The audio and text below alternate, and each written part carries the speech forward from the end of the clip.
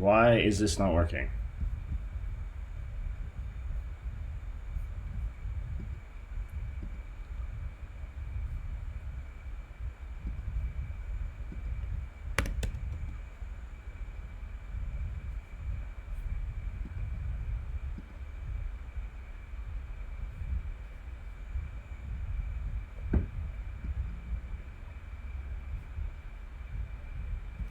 This stupid thing refuses. I honestly cannot get this.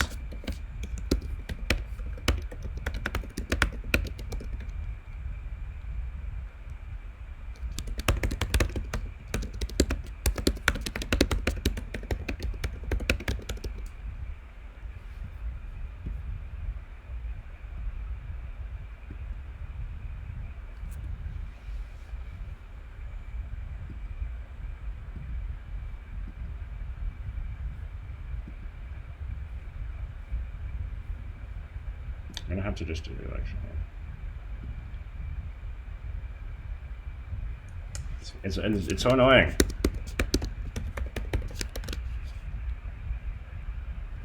It says it's public.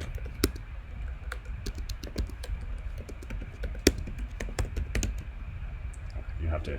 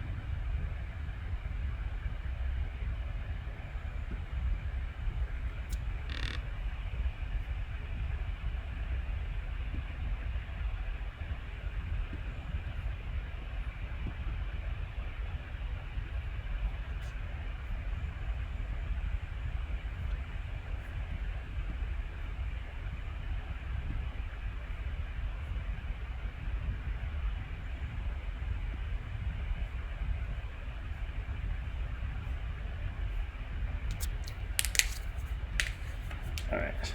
I have an idea. I have another idea.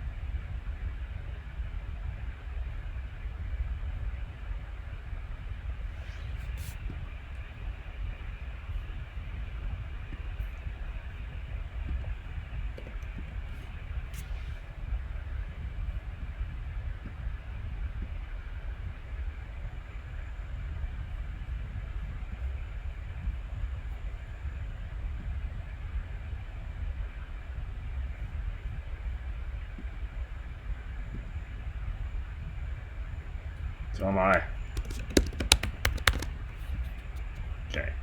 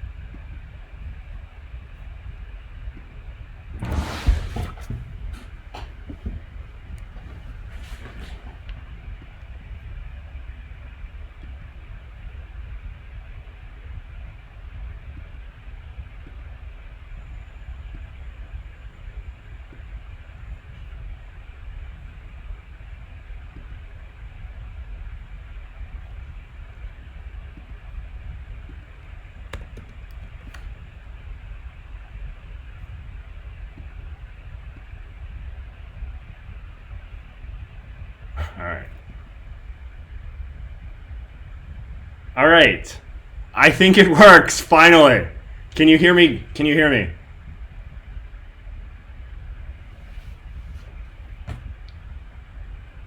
I got it to work. Alright, can you hear me? Is the sound okay?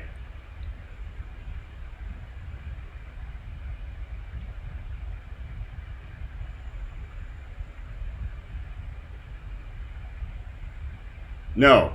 Yes? Yes? Alright. Alright. Alright, my friends.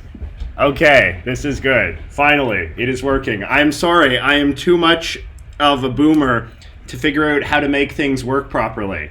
But I have figured it out now. And so what we're going to do today, I'm going to tell you a story. So there was a Super Nintendo game in the 1990s. It was about President Clinton's cat, who was relatively famous at the time. And the video game was never released because it was deemed too politically contentious.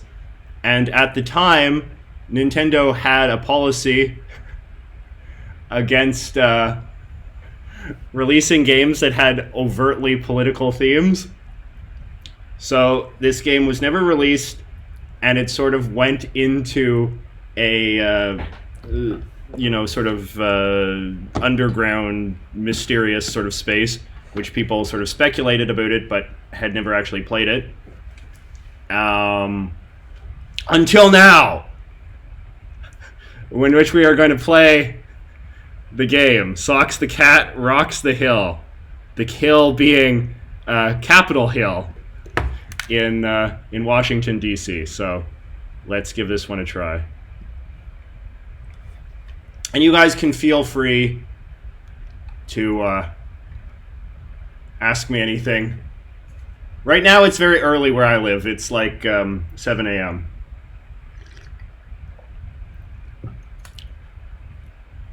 So are we ready for the magic?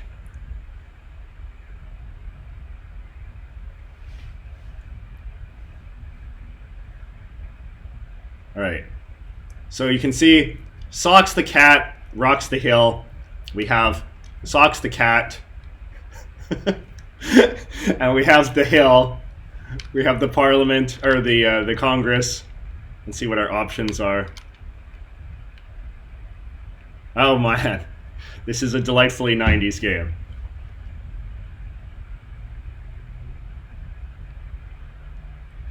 Alright, button configuration. Skill level, normal, stereo, music, sound. Alright, sounds good. Alright.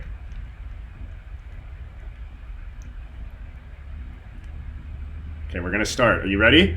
Okay, look. It's the White House. Uh-oh.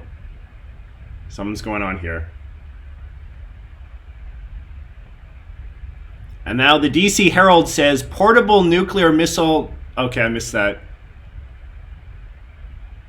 Okay, here's the bad guys. Here's Socks the Cat rocking the hill.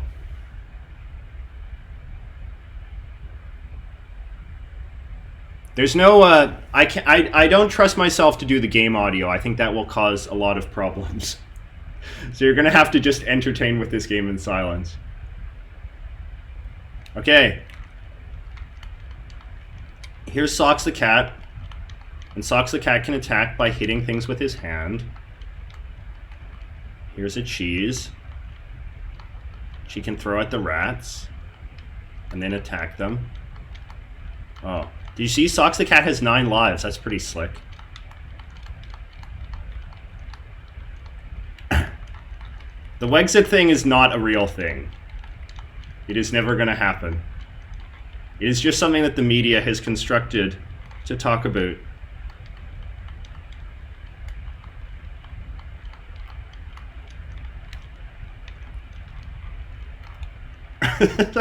Socks didn't kill himself.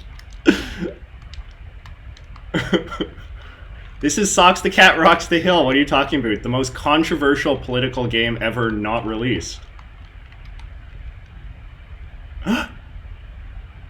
Whoa, look at this. We just learned about 3 presidents. Harry Truman, John Quincy Adams, Martin Van Buren. Oh man, this is getting a screen cap. You do that. There we go. Okay. Wrong. What? I got it wrong. Who do I think? I tell you who's going to replace Scheer. I think it's either going to be Rona Ambrose or Pierre Poilievre. I think Pierre Poilievre maybe has a better chance. I think Rona Ambrose is the establishment choice, but I don't think that I don't think the base will necessarily go for her. She's too moderate. This is a very challenging game for me, I must say. Ah.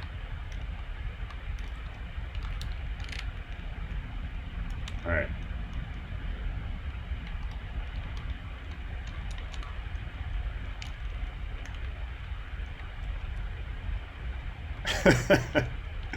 It is. It's Saturday morning Nintendo with all my friends, playing this obscure and deeply, deeply controversial game. Do you feel that you've been sufficiently controversialized by it yet?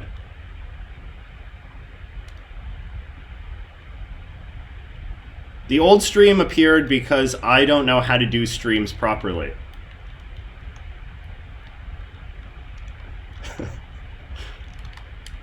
I don't think Rempel will run. I think that Michelle Rempel and Rona Ambrose are too similar. I think they have a lot of overlap. I also think that Michelle Rempel probably doesn't want to run.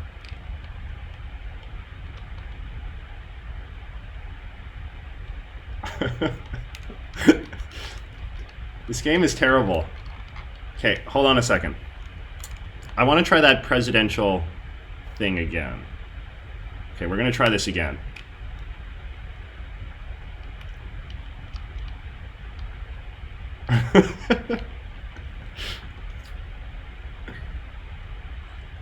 I mean, the depressing thing is that Socks the cat is almost certainly long dead. Alright. Whoops, I missed the... So the plot of this game is something along the lines of that they've stole the nuclear weapons. Oh, here it is. Level 1. Foreign fur... What? Okay, here we go. We're going to try this again.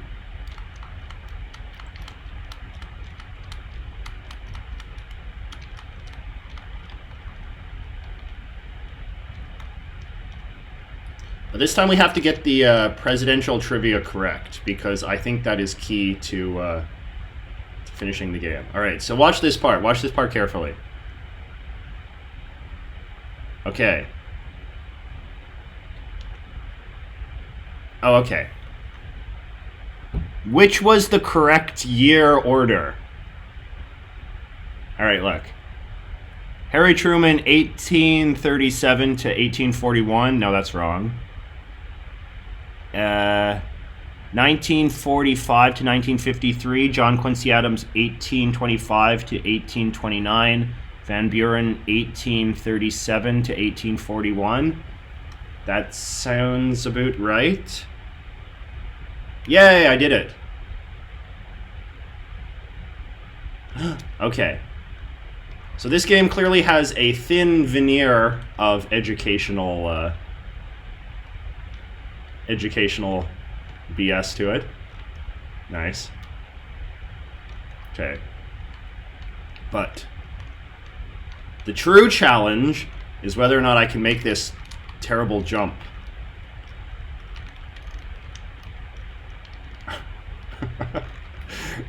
I was hoping I would get a little bit farther than this before I got completely stuck. The best president was George Washington. I mean, how can you say anything else? Oh, there we go. This game has a double jump feature. There's the Dickens. We're making so much progress.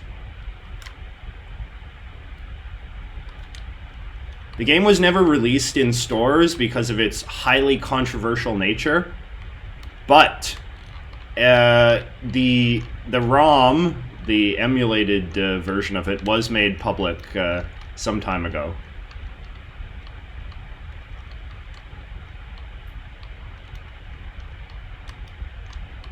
Oh.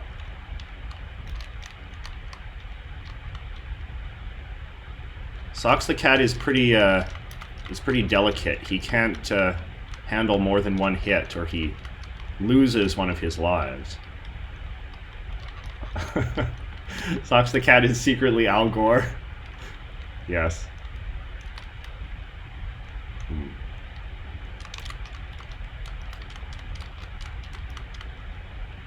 Man, Socks the cat is down to only his 6th life. There probably is supposed to be music, but I don't know how to handle the music without causing horrible streaming issues. Oh no. Man. Socks the cat is dying up. I'm terrible. The NDP is never going to win an election ever in Canadian history. I don't think it is possible.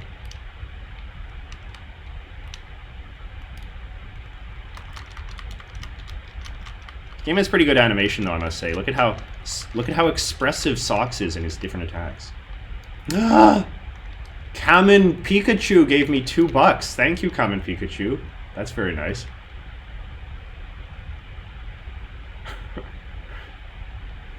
Important question. Do you think of yourself as a boomer? I certainly think of myself as a boomer when I'm trying to do basic YouTube things, such as YouTube and such as streaming, and it takes me like 40 tries.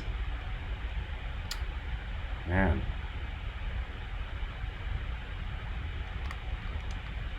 Back when this game took place, Joe Biden was but a humble backbench senator. Oh no, I died! Luckily, I have 10 credits left.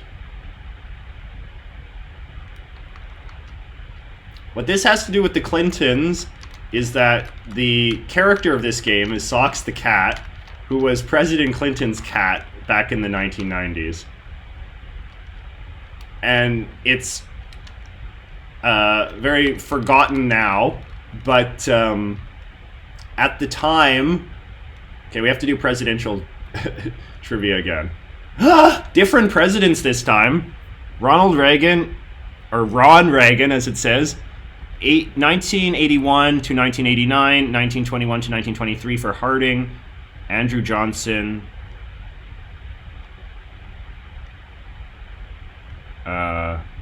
yes, that's right. Wrong, what? How did I get that wrong?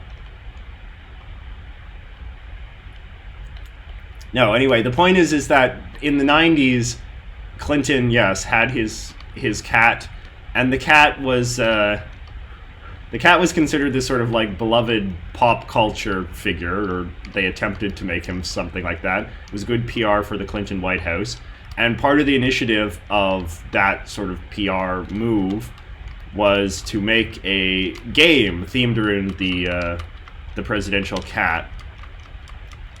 But the game was too controversial, so it was never released.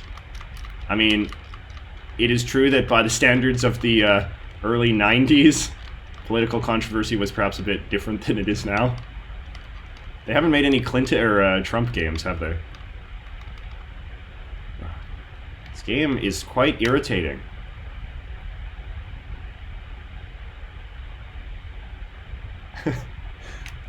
If the Green Party won an election, I would obviously, well, I was going to say I would obviously leave, but maybe I would just stay in Canada and lead the resistance and lead the underground resistance.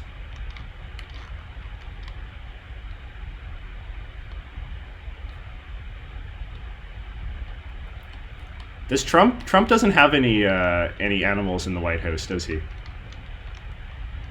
Bush had a dog that was sort of vaguely sort of Socks-like in the sense that they tried to make it a big deal. This game is pretty maddening. Socks is not very strong and can only die 9 times before hitting a game over.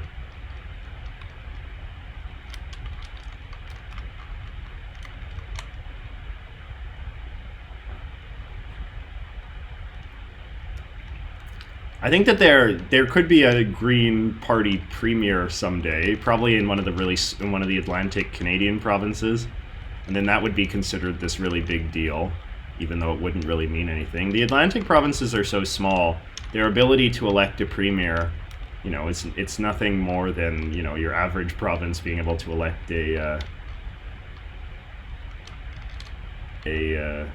mayor of a large city.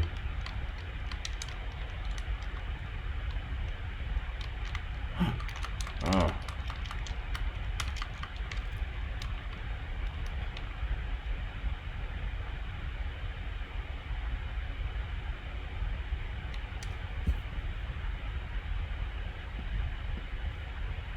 Mike Pence has a rabbit, is that true?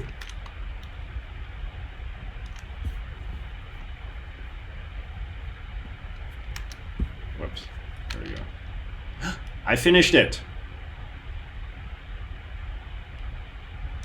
Oh no, look, it's Ross Perot. Haha, this is good.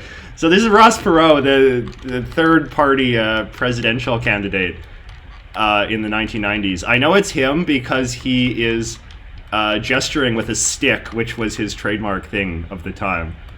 Oh, that's very funny. All right. Ross Perot was third party presidential candidate, and he used to have these infomercials where he would gesture at charts with his stupid little stick. He was very short. Dana Carvey used to play him on Saturday Night Live with the sticks. Man, he's hard to kill, though. He was much easier to beat in the election than he is to beat in this game.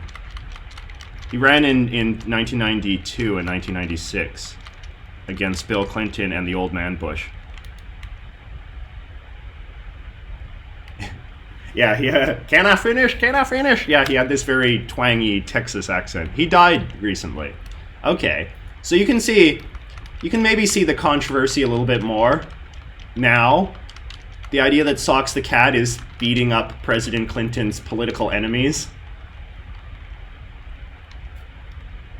A little bit edgy. A little bit edgy for the teens. I don't like these giant pits.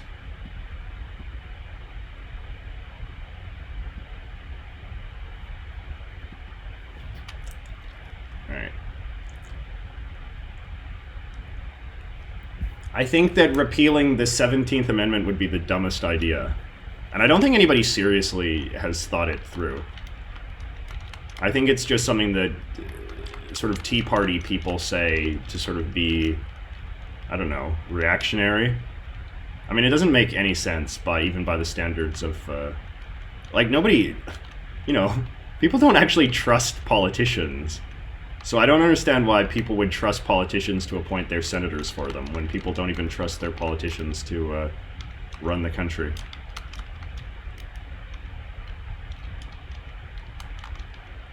Oh yeah, Buddy. Buddy was Clinton's dog. This game is not great.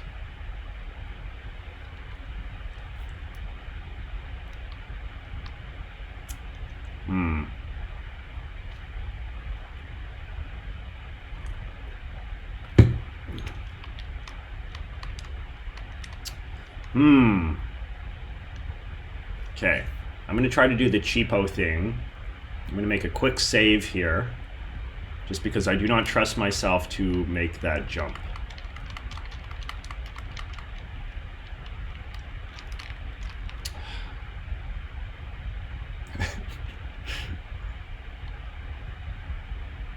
But why is it that the politicians of the state have a better sense of what the state interest is than the people itself? Like, I don't understand that. Why not let the states appoint the electors for the Electoral College by that logic? Like, I don't think people really buy into this idea. Like, I think it's just, it's kind of a way that people can assert that they are in favor of states' rights, but sorry, this game is This game has a strange double jump mechanic that I'm still trying to figure out.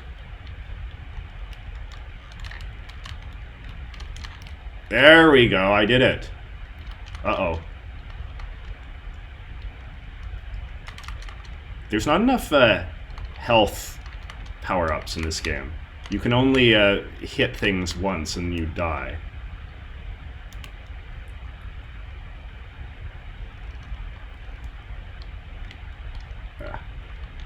I do think that my thinking right now is that Trump will win re-election. Oh, invincibility. Nice, I think. I mean, stranger things have happened. Like, the question about re-election is not that,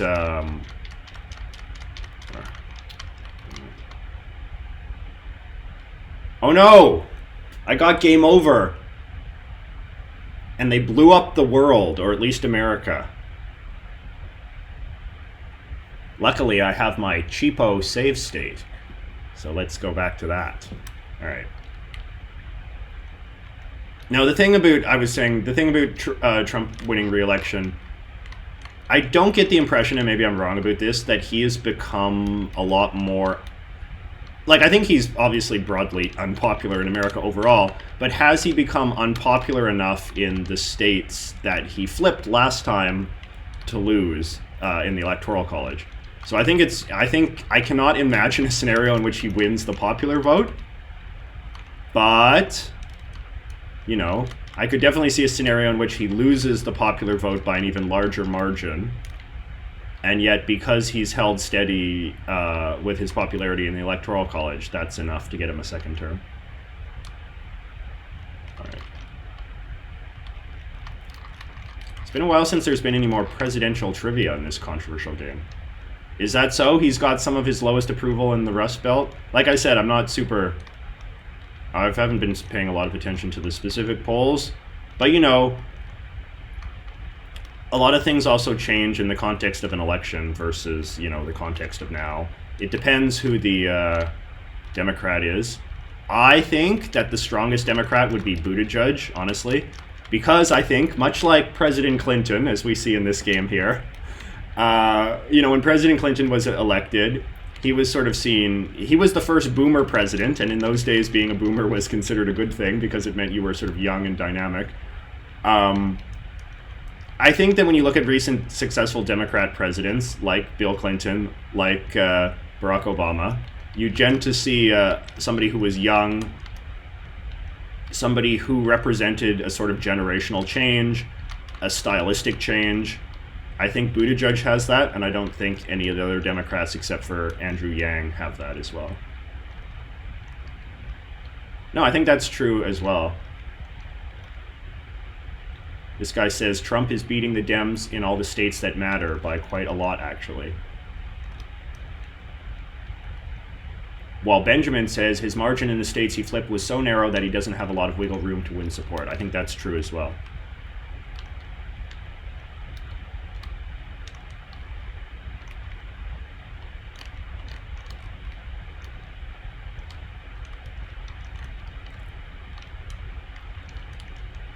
Opinion on Alexandria Ocasio-Cortez.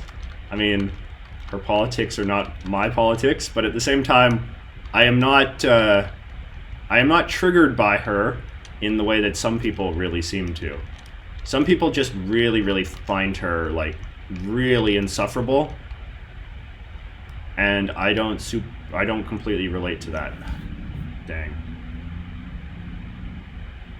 But you know, everybody's got politicians that trigger them in a weird way, like who they just cannot stand on some deep sort of personal level.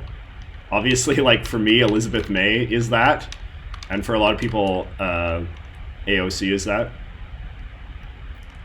Okay. Speaking of presidential pets, my friend here is telling me that Mike Pence's rabbit, whose name is Marlon Brando, has its own Twitter account. That's fun.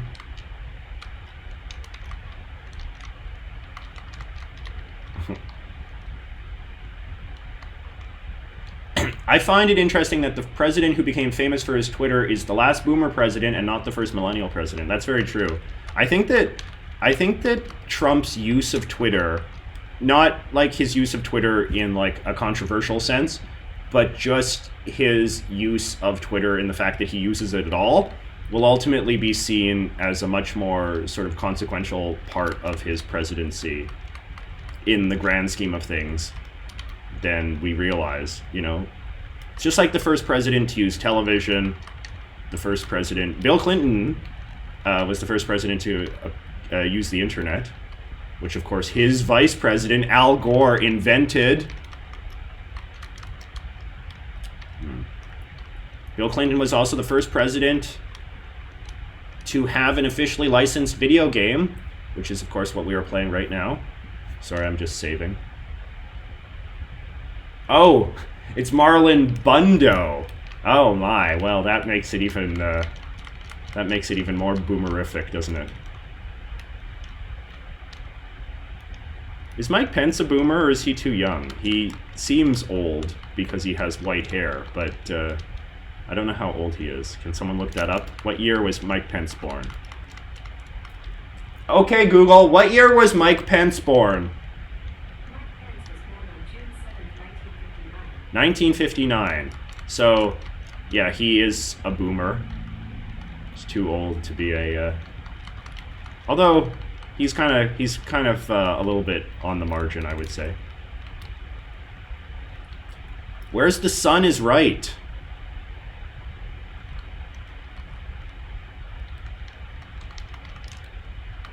I'm making pretty good progress in this game. Where do you think this is supposed to be taking place? This is in the White House somewhere. This is like the White House basement. I want to see which of President Clinton's political enemies we're going to be killing in the next boss. Here we are. Who is it? It's Nixon! Gasp! Oh. President Nixon, who of course was still alive in those days. Did you see that? He's throwing the Watergate tapes at you.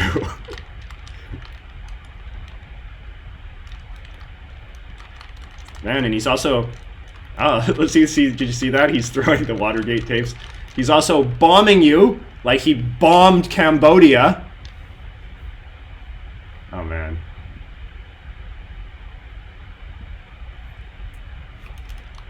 Man. Huh. Nixon, as he was in real life, is a formidable opponent in this controversial political game that was never released because of its intense political themes. Imagine if they made a game about, like, Trump's... if they made a game about Marlon Bundo, you know, and he had to, like, fight AOC and Biden and that sort of thing. Like, you can see how this would be controversial for its time. The conservatives would have been up in arms.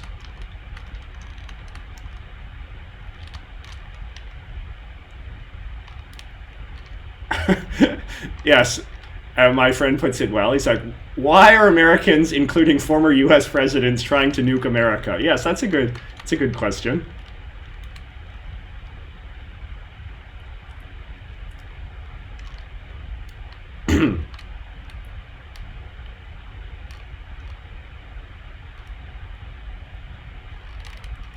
There's a book about Marlon Bundo where he discovers he is gay.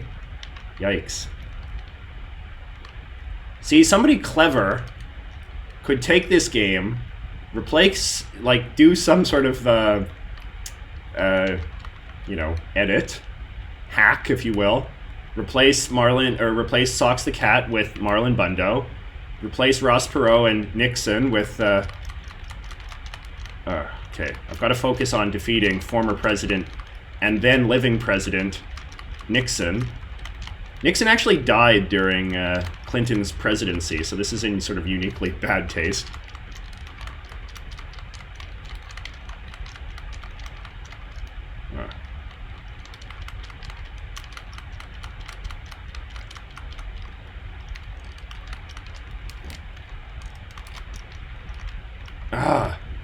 Nixon, too hard.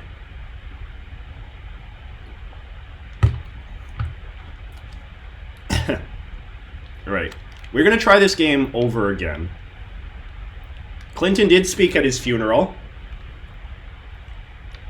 Okay, we're going to try starting this from scratch. So you can see, portable nuclear missile launch unit stolen. Socks missing. So that is the plot of this game. It's that somebody has stolen, these bad guys here have stolen the nuclear launch codes.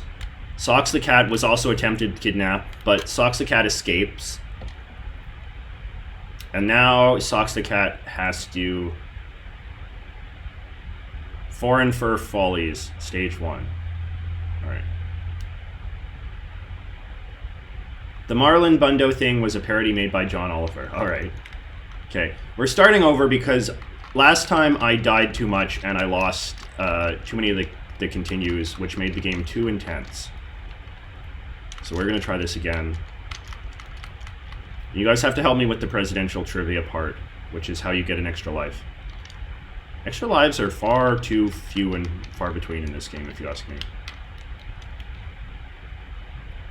A game with this kind of concept could be made any era with controversial politics, really. It probably just wouldn't be released to market. Alright. So this is the only educational part of the game I've seen so far, is this one challenge where it asks you to put the presidents in, get their dates right, which I sometimes get wrong. So Truman, 45 to 53. J.Q. Adams, 81. No, that's wrong. Okay, Truman, 45 to 53. Reagan, 81 to 89. Yes, that's correct. Let me make a screenshot of this because it's kind of interesting.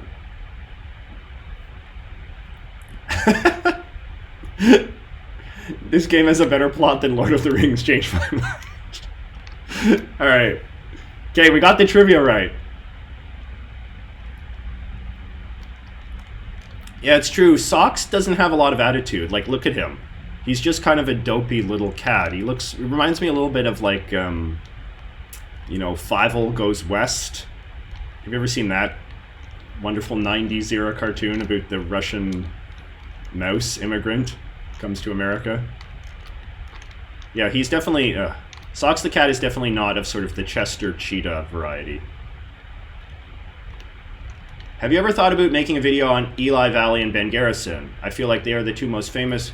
It's very interesting you say that because I actually have a script already about those two. I came very close to making a video about them, but that same week I was going to make that video. I actually went to a YouTuber conference in Vancouver, and one of the things that they were talking a lot about at the YouTuber conference was how to avoid getting demonetized, and they went through a long list of all of the different you know, all the different sort of no-nos to avoid. And I kind of realized that it would probably be impossible for me to make a video about, you know, America's two most controversially extreme political cartoonists without the video getting demonetized. And, you know, YouTube is a big part of my income, and I just didn't really want to take that risk, particularly in December. But maybe someday I will. When I've become such a big shot, I don't have to care about the money fact.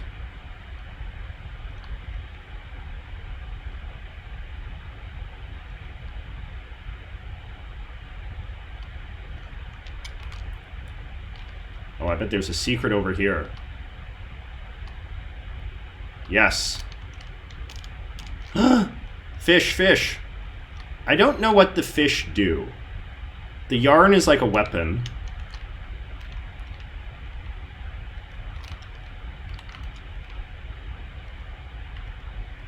Alright.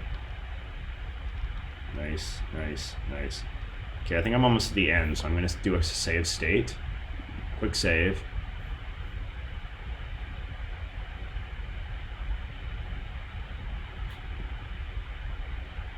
Alright.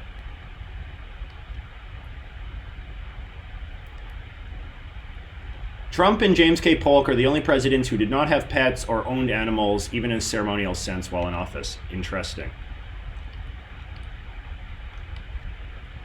I'm sure it is not unrelated to the fact that Trump is very old. I guess old people don't tend to have pets as much as young people do. I feel like Trump's lifestyle is not really pet-friendly either.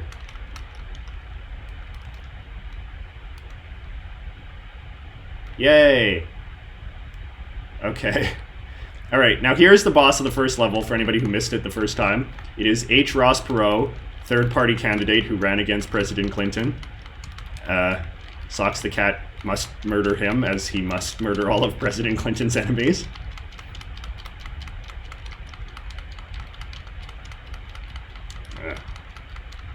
I don't know what he's shooting at you. They look like barrels. There we go.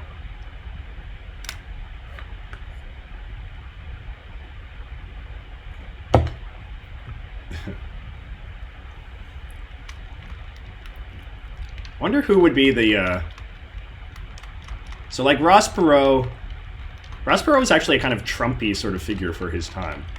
But,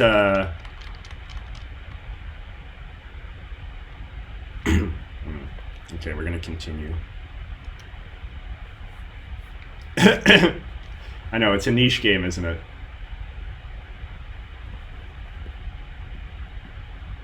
I wonder who would be sort of like the Ross Perot equivalent right now.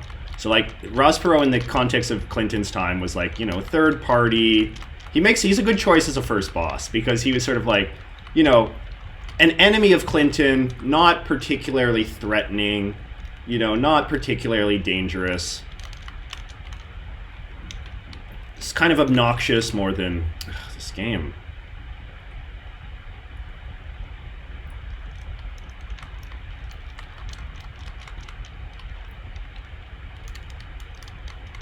The hardest mechanic in this game is this stupid double jump function, which sometimes works and sometimes doesn't.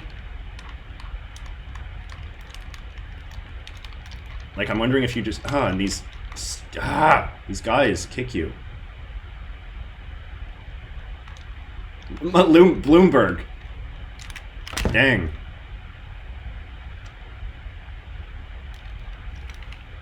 Bloomberg would be a good first boss, I think, actually.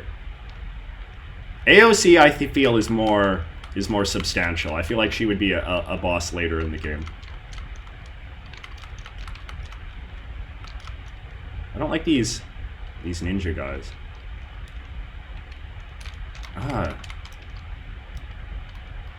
Petition for JJ to earn enough income from us to talk about controversial topics. Well, thank you, Rachel, and thank you for your generous donation. That's very kind.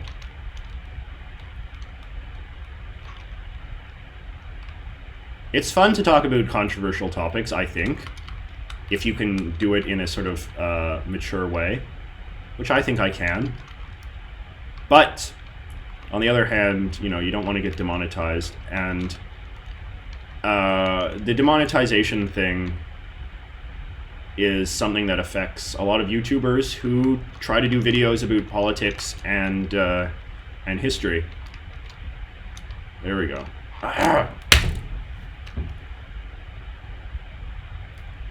Oh, the double jump mechanic only works when there's ropes in the background. Because he's not double jumping, he's swinging on the ropes. I get it. Stormy Daniels would be a good boss fight in a Trump game. There we go. I did it. Aren't you guys proud of me? Even though I'm almost dead and have, like, no more continues, I'm gonna have to fight Ross Perot again. What a thing to say.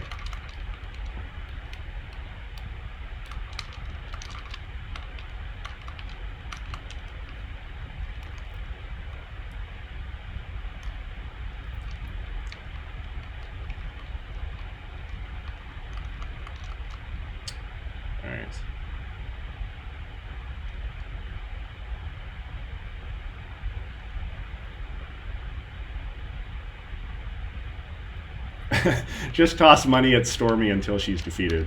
Stormy Daniels, yes. Okay.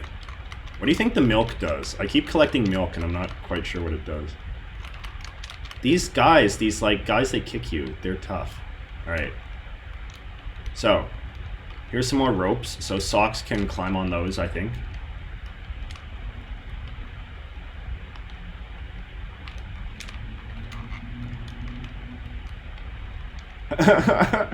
Pedro is awesome. Thank you, Pedro, for helping me with the ropes. It has changed my ability to play this terrible game. Although, this part is difficult. Oh, there we go. Yes, I did it. I don't know what the fish do either. Oh, did the fish give you life?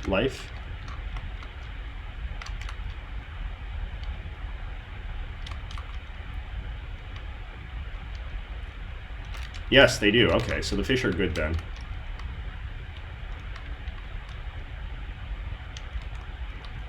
Can you do a video about the political events that were a highlight for you this decade? That's a good idea, actually.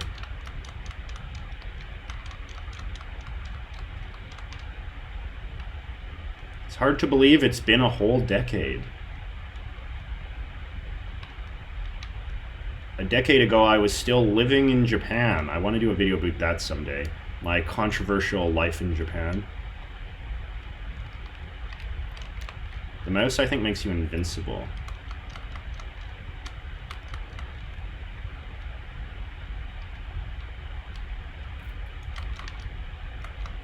Who could be the boss of the... Actually, is this still the Nixon level?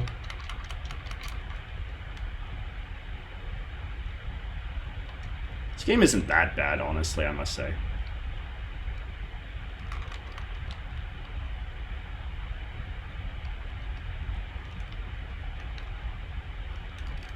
Oh, I'm almost at Nixon again.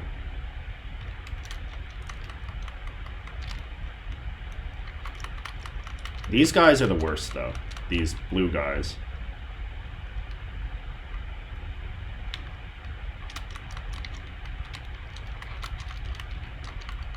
The enemies take too many hits. You should talk about Japanese politics. Do a video about the FLQ. I definitely will do a video about the FLQ someday. That one is kind of demonetization bait as well, since it involves terrorism, and that's a kind of edgy thing to do a video about.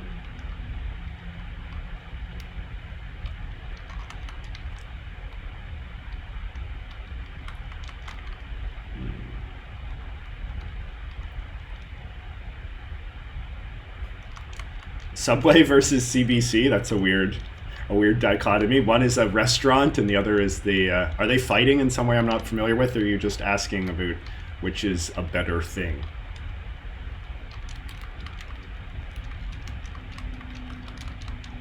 Aha. Those guys... Okay, pay attention. What does the milk do? You guys... I have seen the Knowing Better video on Japan. It's very good.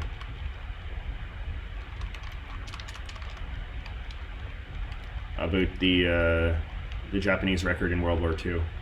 Okay. Now I'm back to Nixon. So I have to be careful here because I always die at Nixon. His combination of carpet bombing and Watergate tape throwing is pretty difficult to... Oh, I think I've... Or have I figured it out? Ah, so close. Ah! Yes! There we go. I did it. Nixon.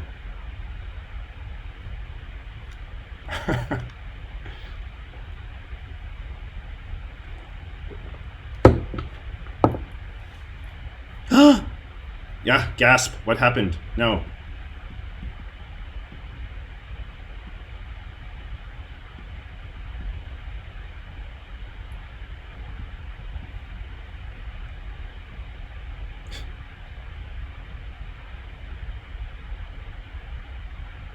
I screwed that up. Oh, and then I wasn't paying attention.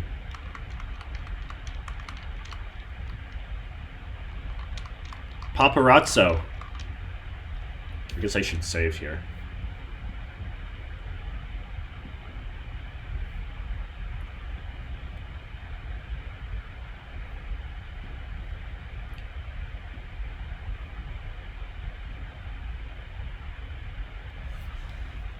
Huh. All right. So now we're in a different part of the White House, which looks much more stately.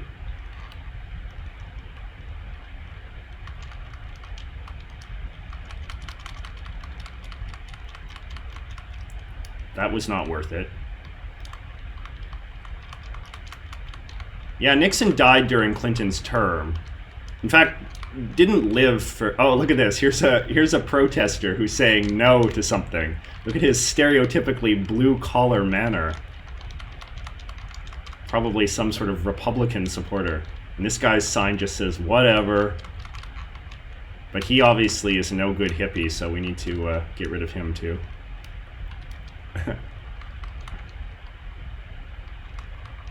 This one says no to no. Man, you can see why this was controversial. I mean, having the president's cat literally slaughter dissent is, I think, a little edgy.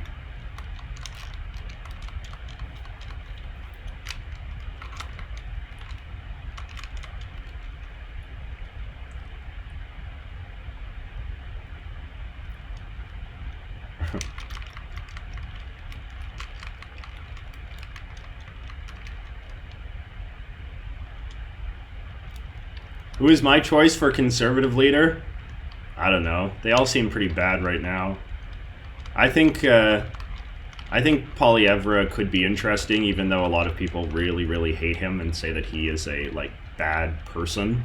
But I suspect he'll run a campaign that will be attractive to people like me, in the sense it'll be sort of more populist. The world blew up. We have to try this again.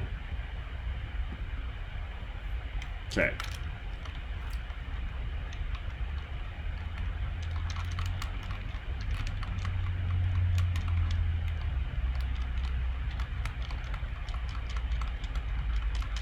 Make for conservative leader, do not make jokes about that.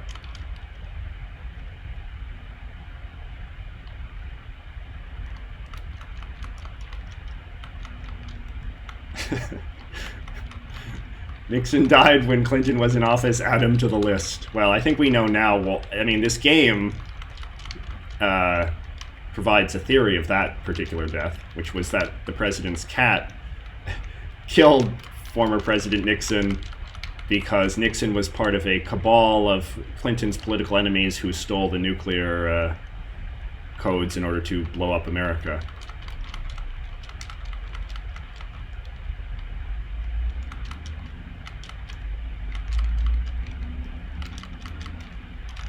Look, there's the Capitol building in the background. Socks the cat is way too fragile.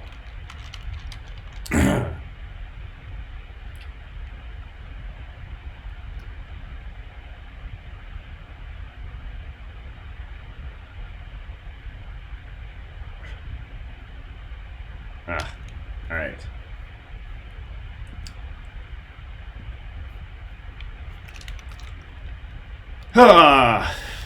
When will this madness end? This game is fun, though, because it's fun to see who the enemy or who the bosses will be.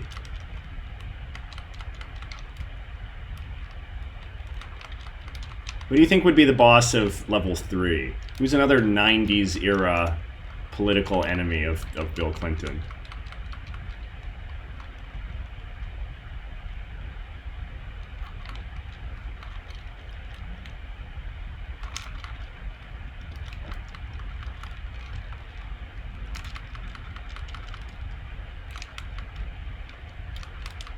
Man, that guy is tough.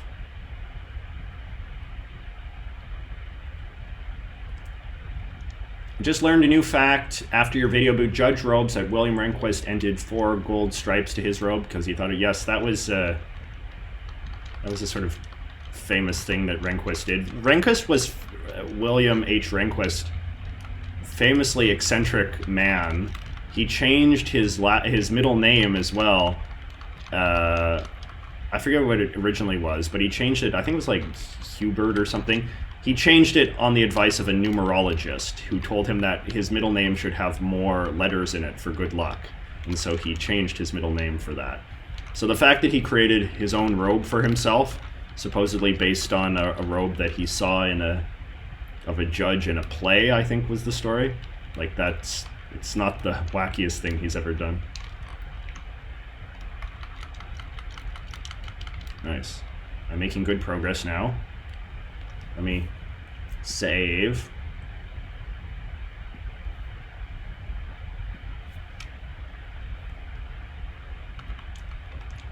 Monica wasn't a factor when this game was made. I think you're right about that. That would have been a little edgy, even by the standards of this edgy game, to have Monica Lewinsky as a boss. Maybe Kenneth Starr as a boss. Could see that happening.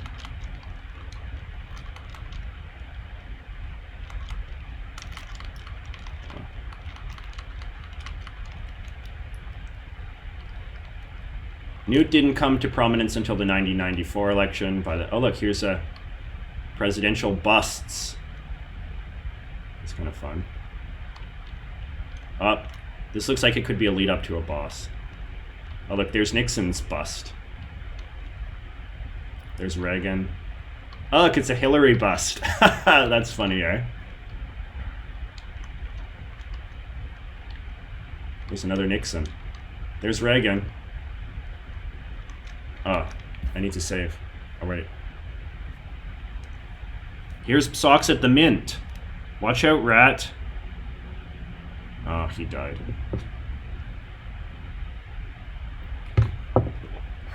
Bob Dole. That's a good guess. Bob Dole, in addition to being Clinton's opponent in the 96 election, was also the Senate Majority Leader of the time.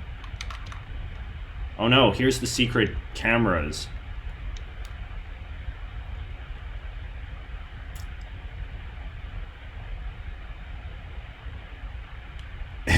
Hillary is the final boss. That would be pretty funny. Oh, look at this. This is like the secret high security White House basement.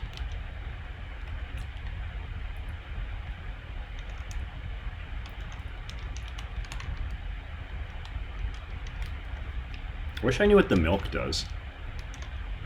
I suspect that there's probably no surviving manual of this game. There hasn't been any more educational bits in this. There was the presidential trivia. Oh, did I speak too soon? Time for more presidential trivia, everybody. Okay, you have to put the presidents in order. John Adams... Not 1929.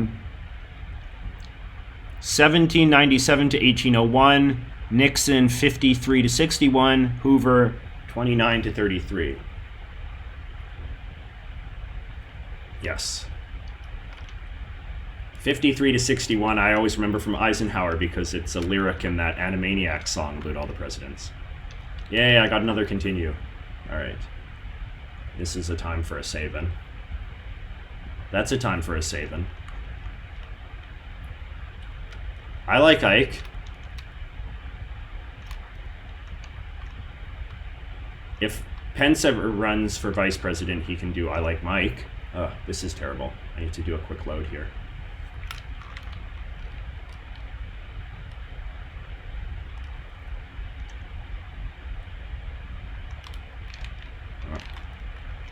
Okay, this will require some of my cunning.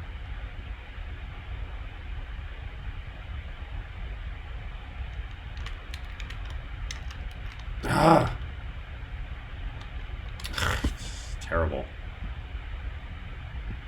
Hold on.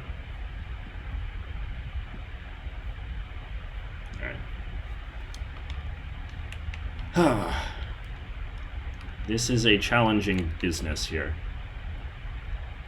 John Adams was the first president who didn't win a second term. He was the second president ever elected.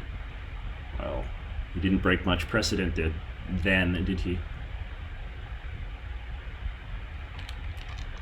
No. This game is trying my patience.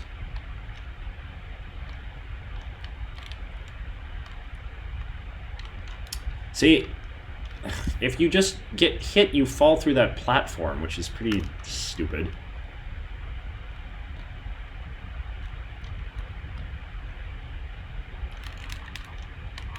See, the timing is so difficult to get right here. Milosevic being a boss, that seems a little dark for a children's game, I think. Although, like, I question how much a child could understand any of this high-minded political satire. Sweet, I made it.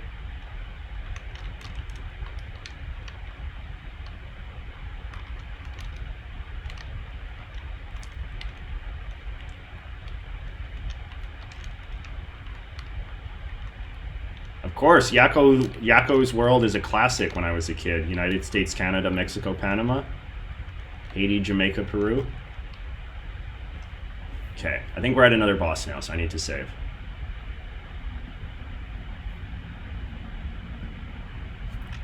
Alright. Okay. Oh, socks can crawl.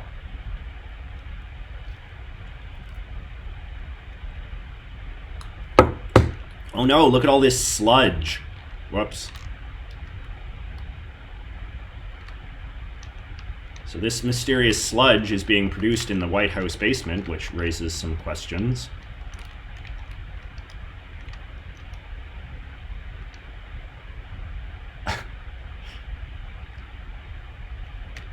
What is American Made? Says Tom Cruise from American Made is the final boss. And where are the Canadian PM games? Well, if this game had limited market potential, I would say that a Canadian Prime Minister themed game would be even less. How do I get that fish? I wish I could get that fish. Ah!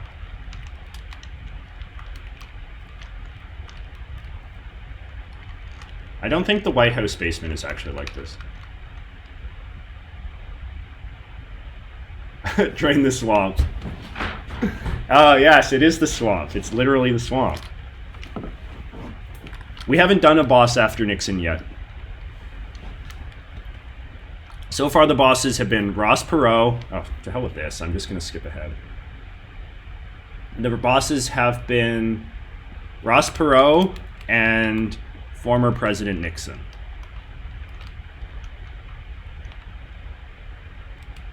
This was pre-Monica. I think this was quite early in the Clinton presidency.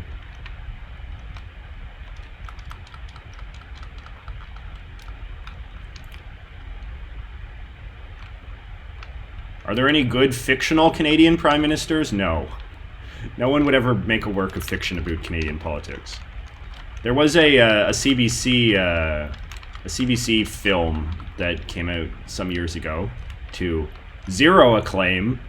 That was about a fictional Canadian prime minister who was in some fashion like blackmailed or something into making Canada join America, which is of course presented as sort of the nightmare scenario in the eyes of the CBC viewership. I think that was CBC's attempt at some sort of political drama.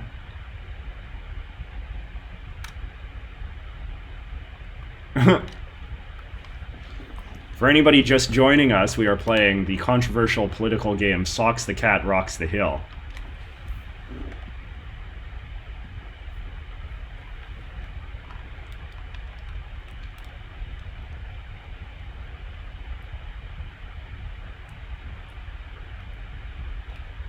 But I can't get past this literal swamp that is literally being... It looks like they're doing the opposite of draining it. They're putting more sludge into it. So you can see this is... Trump was right all along. It goes deeper than we could have even guessed. I wonder if Trump would be in this game. You could imagine it, because he was sort of on the scene in the 1990s. I mean, he's sort of never left the scene, really. I was watching... you know that classic Rudolph sort of animation, the puppet one for Christmas? It's just called like Rudolph the Red-Nosed Reindeer. I was watching with some of my friends, and there was like a extended after part that like NBC had added for television syndication, and it had like Regis and Kathy Lee and all these other sort of celebrities of the time rendered in puppet mode. and it had Trump in it as well, which was really quite strange to see. And Trump is like firing the elves and hiring Rudolph and stuff. I'm surprised it hasn't been memed more.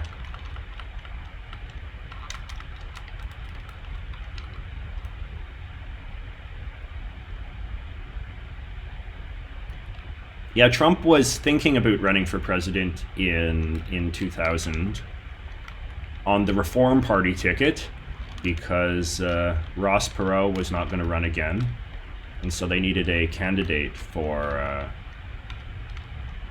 the Reform Party, and Trump came quite close to running. It's very funny to remember now because the world has changed so much, but in those days, Trump was very much of the opinion that the Republicans and the Democrats were too different and that there needed to be a sort of centrist, middle-of-the-road alternative. And that is what he wanted to be. And he was very opposed to the guy that ultimately won the Reform Party nomination, which was Patrick Buchanan, who Trump saw as like being too racist and, you know, offensive and this kind of thing. I think Trump like literally called him a Nazi. And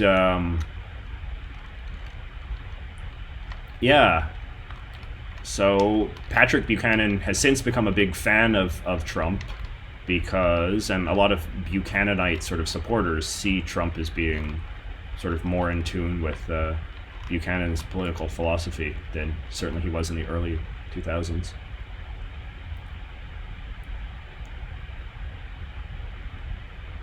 Well, that's the thing too, right? It's like Trump is now considered sort of like such a radical right-wing kind of figure. It's weird to think that there was a time in which he marketed himself. Like, this isn't just how other people saw him, but he very consciously marketed himself as, like I said, as like the centrist alternative to the two. Like I read actually he wrote a book around that time, which I read when he was sort of first coming on the political scene in 2016. And he wrote a book when he was considering running for the Reform Party. And the book is like very, very centrist. Like, it really sort of portrays the Democrats are too far left, the Republicans are too far right. And the political agenda that Trump lines out in it, I forget the name of the book now, but it's very much sort of like middle of the road, compromise-based policies, like very left-wing on social policy, you know, kind of reasonable conservative fiscal policies. It's yeah, like very pro-gun control and all of this sort of thing. I think it's very pro, if I remember correctly, it's very like pro the Canadian healthcare system, like that's a model that Canada or that America should adopt. I don't know. You are completely adorable, much better without the mustache. Well, that's very kind of you to say.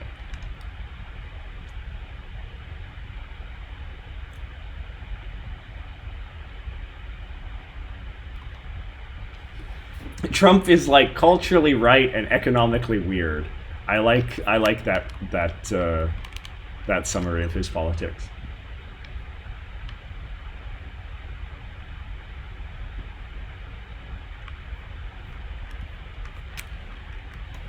I mean, the thing is that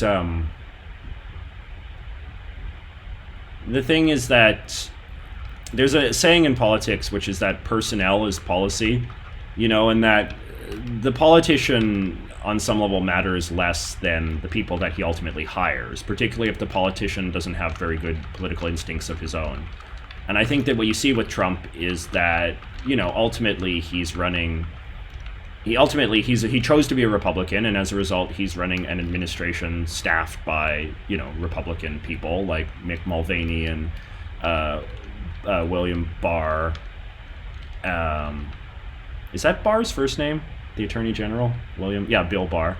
And, you know, and ultimately they are sort of, you know, lifelong Republicans who are going to do traditional Republican things with the kind of power that Trump has assigned them.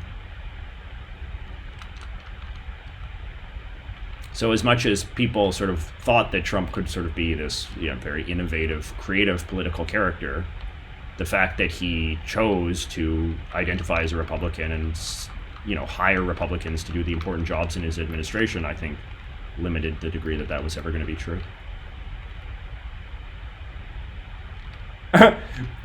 It pains you to see how bad I am at video games. Well, I'm sorry to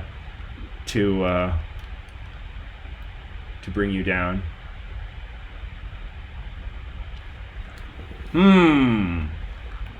I am very bad at video games.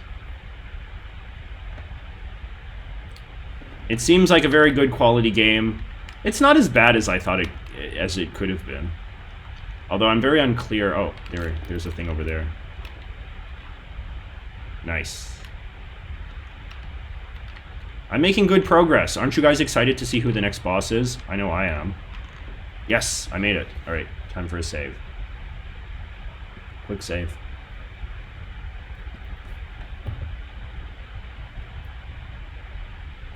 I think the Canadian healthcare system is fine. I don't think it's like the best healthcare in the world. I don't think it's, you know, awful. I think it's very average as far as healthcare systems go. Level 3, don't stop to count the debt. Oh no! Look at the deficit-o-meter. It's terrible. This is actually very inaccurate because in the 90s, the deficit was not a problem. The budget was actually balanced and there was a surplus. Last time that's ever happened. But this game involves a lot of sort of hackneyed sort of boomer-style political cliches. Oh look, here's the printing the money.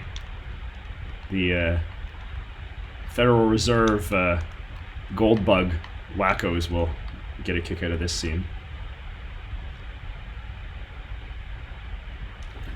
Okay, I'm gonna resume here.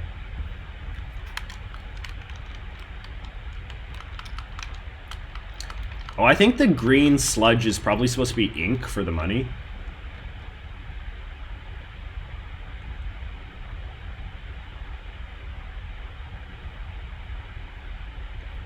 Some Americans make the Canadian healthcare system to be something almost magical. A lot of Americans think every country does it better.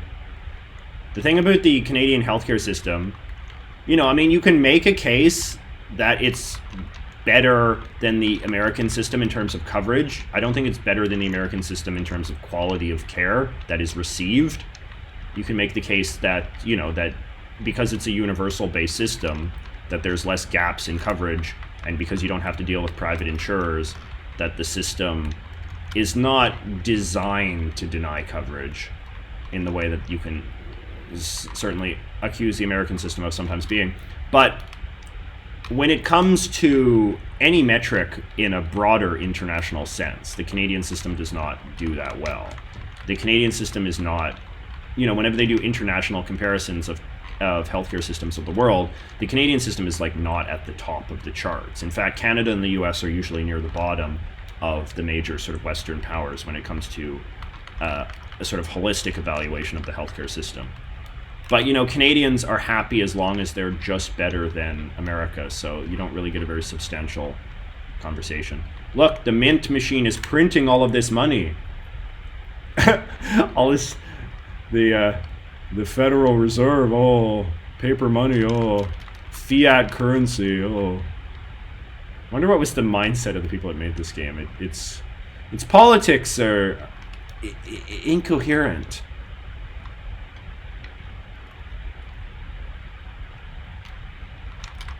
I don't know enough about global healthcare to have a very good opinion on who has the best healthcare system of all. I'll do a video. Dang, I'm not good at this game at all, am I? Alright, let's do a resume. Although it is difficult to, in my defense, it is difficult to have substantial political conversations while also playing a 90s era game about Socks the Cat.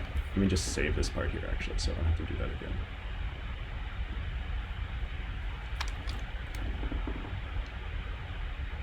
Ireland's healthcare system has been compared to Angola. Well, that seems a bit much.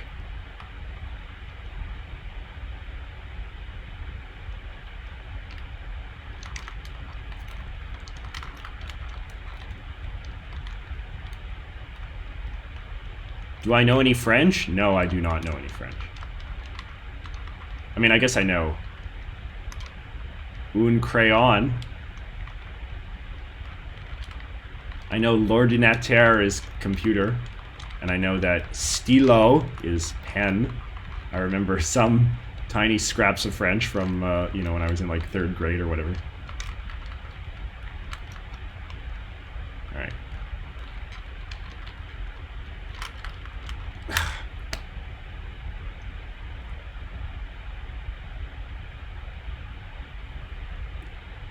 The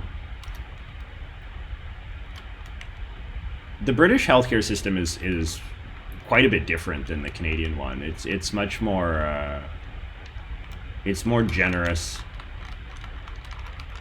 It's much more government run as well. The Canadian system, like sort of contrary to popular belief, it does have a lot of private. The private sector has a large role in the Canadian healthcare system. There's a lot of things that are not covered by the public system that Canadians have to either pay out of pocket for or pay with. What was that? Pay with private insurance, often employer provided. You know, when I was in university, one of the big sort of campus political debates at that time was to create a private healthcare system for the students. Because, you know, it just sort of went without saying that the public system was not sufficient to cover most of what needed to be covered. You know, prescription drugs are not covered.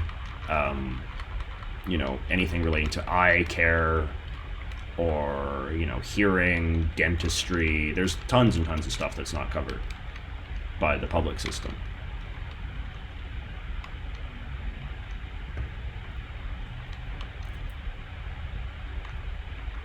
Oh no. Some sort of gun nut is shooting at me. Whoops. Oh no. There's a vicious military dog. Surely Socks could never defeat such a beast.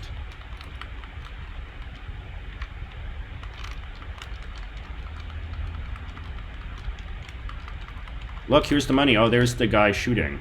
What do you think he's supposed to be? Some sort of yuppie? Maybe he's an NRA member? Look at all the money.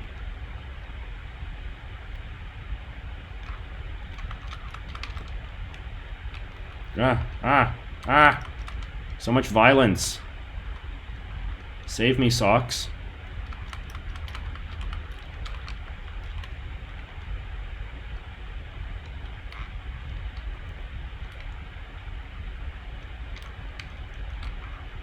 I bet we're near another boss now.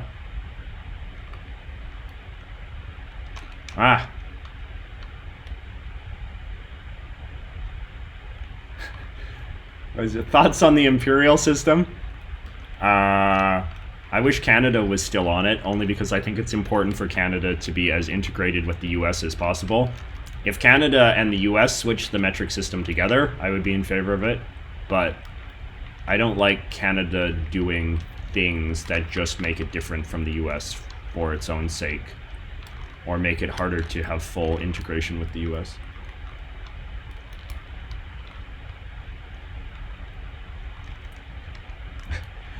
The 90s era Fed chair? That would be a good boss. That would have been Alan Greenspan. Okay, I'm going to save again. I bought my father a Alan Greenspan book for Christmas. Okay, we're at a boss, I bet you. Let's all be excited. It's a Democrat! Look at this Yahoo Democrat donkey. Why would Socks be fighting a Democrat?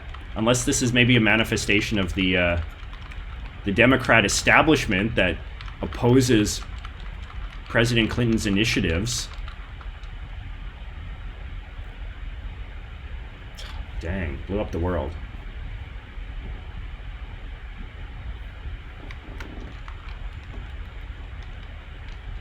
Whoops.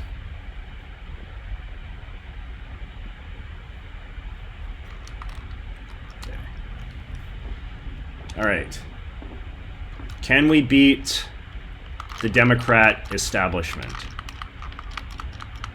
Look at how this donkey is, like, kicking, and this tiny American flag.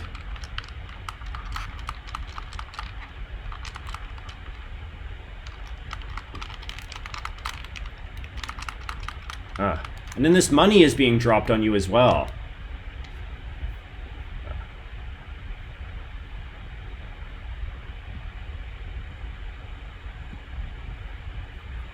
Okay. This is difficult because I only have 5 hits.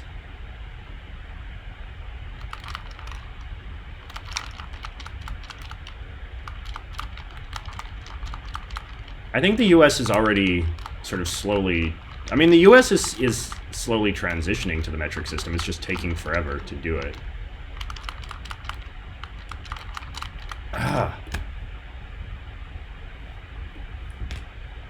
It attacks too much. You should beat the Democrat donkey with triangulation. That's very true. Oh man, this is my... I'm really up the creek with this one, because this is my last life, my last continue, and I only have 5 hits. If only there was some more fish.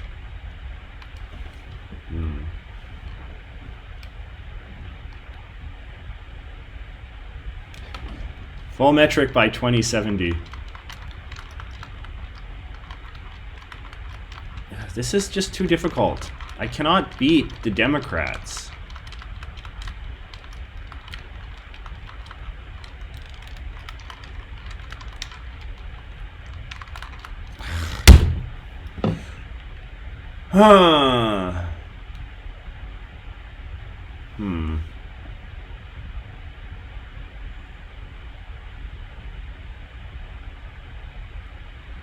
Already back at the beginning.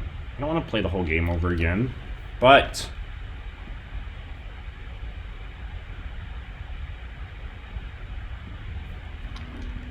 Is there more life I can get somewhere?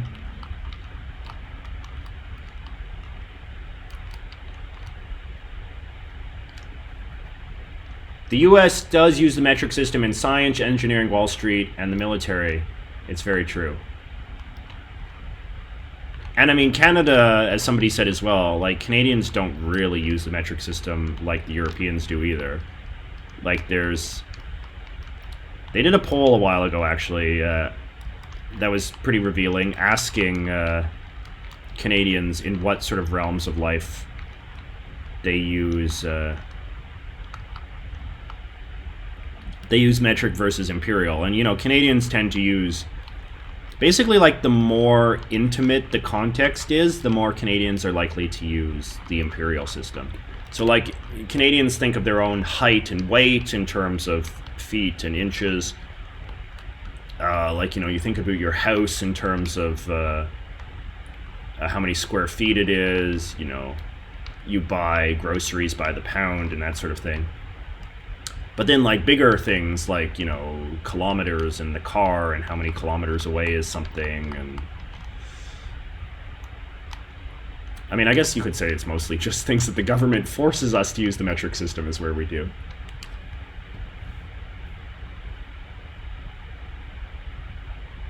Alright. This was not productive. I have to somehow beat the Democrat with only... 5 hits. This is too challenging. What happened here?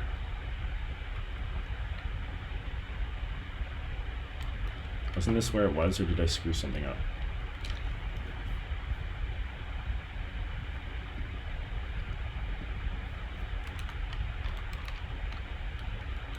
I'm gonna probably do a more, there we go.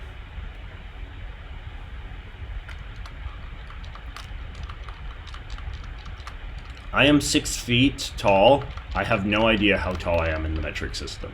You never meet somebody in Canada who talks about their height in meters, or their weight in kilograms. This boss is just...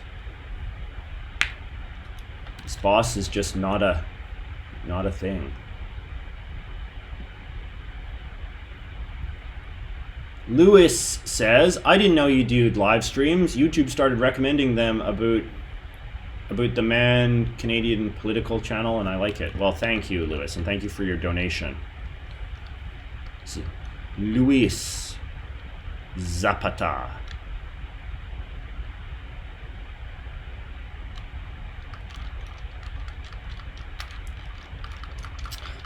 I don't think I'm going to be able to beat this boss. He is too challenging. Ugh. How many stones do you weigh? That's a funny thing. No, Canadians use the what is it called? The imperial system for, or the metric system for temperatures. But even like within my own lifetime, I can remember when the thermometers, you know, like when you pass a building at the mall or something and it has a thermometer, it used to always have both the Celsius and the Fahrenheit. These days it just has the Celsius.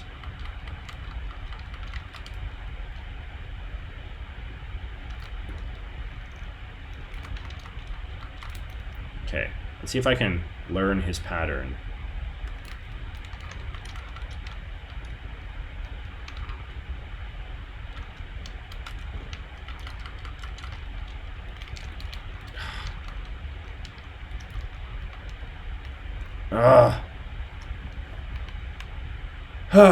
I first started watching JJ because of his video saying the alphabet is a scam. Well, I'm glad you did. That video was, that was a controversial video I made, I'm afraid.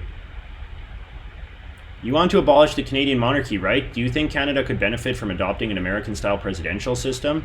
I think the American political system is objectively better than the Canadian political system, so yes, I would favor Canada adopting the US Constitution. Also, there's no such thing as the Canadian monarchy, there's just the British monarchy. The first line of the Canadian Constitution even says as much.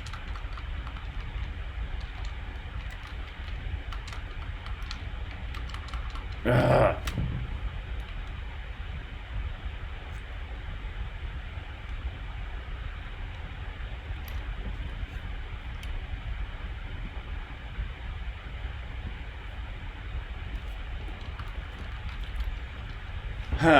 I'm getting tired of beating this boss, but there is no way that I can make this any better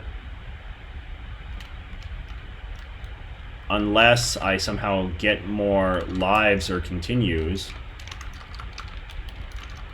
Dang, this is a very difficult game. Well, more I've just sort of handicapped myself.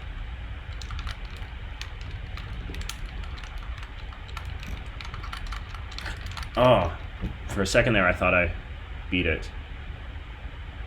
Been watching my channel for 3 or 4 years.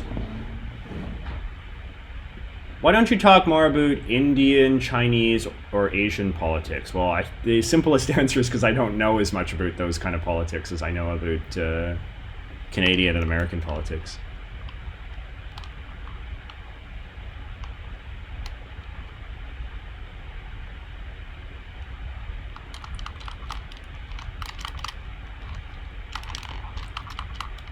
Okay, I'm trying to figure out if there's a strategy here, or if all I can do is just kind of button mash until...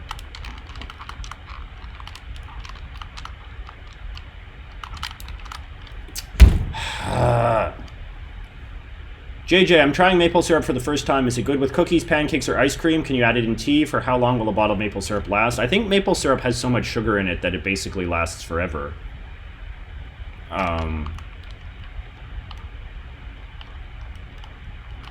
And it's good on all of those things. I mean, it's mostly for pancakes and ice cream, I would say. What is your favorite joke about Canadians? Oh, that's a good question. I don't know if this is about Canadians in particular, but there's a joke about Torontonians that I will probably mangle because it works better when you get the numbers right. But, you know, I forget what the exact population of Toronto is. You know, let's just say it's 1 million. And so the joke goes, how many Torontonians does it take to screw in a light bulb? And the answer is 1. one to screw the bulb. Or no, sorry. Man, I'm bad at telling jokes. Okay. So, how many Torontonians does it take to screw in a light bulb? And the answer is 1 million, one to screw the bulb, and 900,900, blah, blah, blah, blah, to go around bragging about what a world-class event it was. So, that is a funny joke when you tell it correctly, which I am not good at doing. Oh, wait a second. Can I just jump on him? Hold on. Hold the phone, dog. Okay, I think I've made a dramatic breakthrough in this game.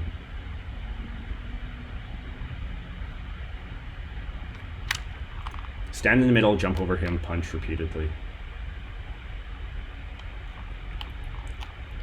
Can someone explain the difference between a democracy and a republic? I made a video in which I sort of talked about... Oh, I guess you can't jump on him. Oh, you can jump on him. What? Maybe only when he's standing? But anyway, the democracy versus republic thing is, I think, really a stupid thing. This is, as much as I love Americans so much,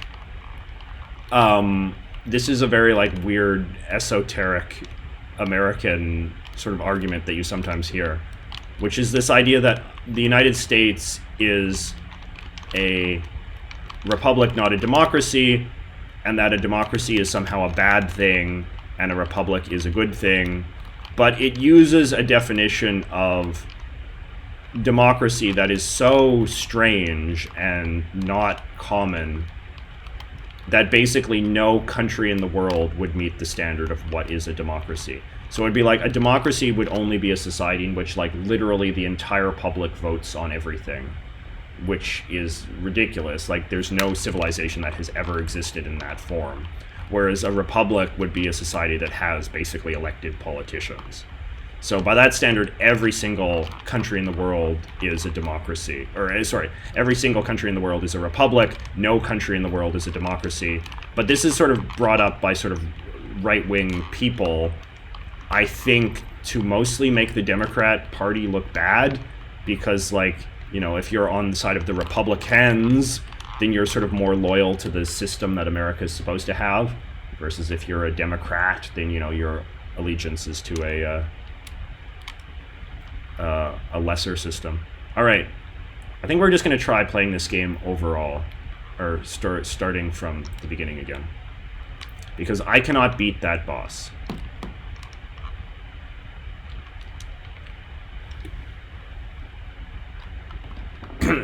Well, no, the Swiss system wouldn't beat that system as well, because, the Swiss system has politicians, they have a parliament and, leaders and all the rest of it. Switzerland has referendums a lot, but, the US has referendums a lot. And that's the ironic thing, too, is that, the republic, not democracy people are not usually against referendums. They're perfectly happy to have a referendum if it's on some issue that they care about, So almost everybody agrees that direct democracy is good in some contexts and bad in other contexts. Okay, this is the part where we have to tell what years the president served. 53 to 61, no. Eisenhower's 53 to 61, Ford is 74 to 77, LBJ is 63 to 69. Yes, there we go.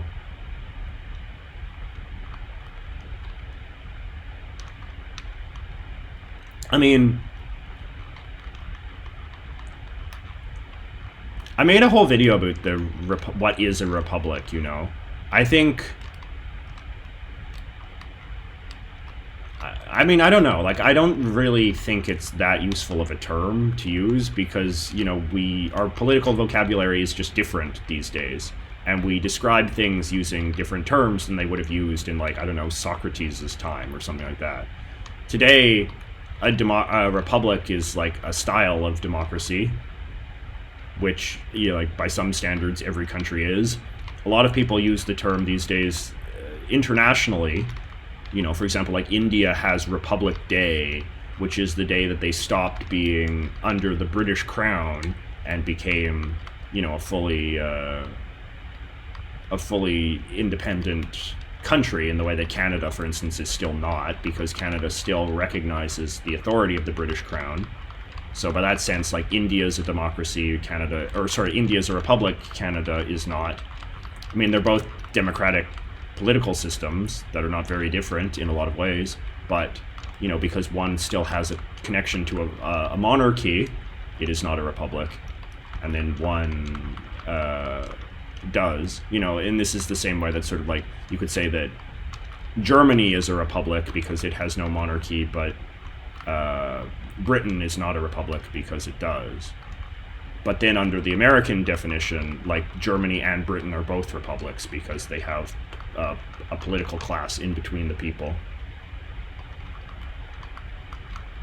It's not a great term. Like, it's the term republic, like, it's there's not a universal definition, so it's not a term that I like to use too much.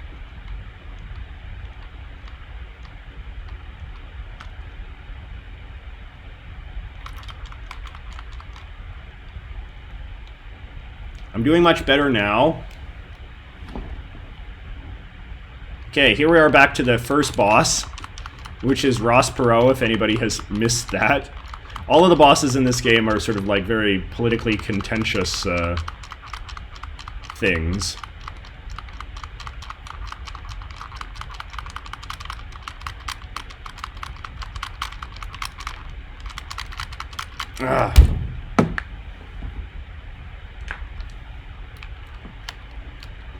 Why does Canada not leave the Commonwealth? Well, countries never leave the Commonwealth. The Commonwealth, I made a video about this as well. The Commonwealth is also different than being under the British monarchy. You know, there's lots of countries that are in the Commonwealth but are not under the British Crown. So, for example, India is in the Commonwealth but is not under the British Crown, as I just explained.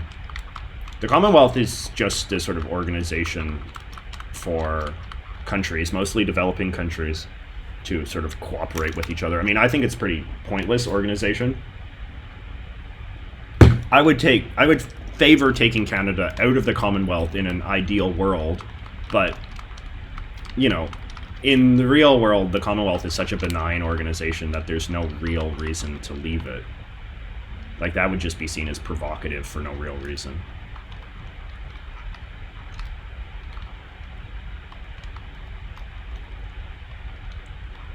But yeah, I mean, I obviously favor Canada cutting ties to the British monarchy. There's no reason for a independent country to still have a connection to a foreign royal family. Would it not be better to think of democracy as a sliding scale with states like medieval Iceland on one side and North Korea at the other? Yeah, sure. Make some sort of democracy grid or something. How can the system of representation in modern democracies be fixed? One man representing thousands, sometimes millions of people, seems monstrously unapplicable.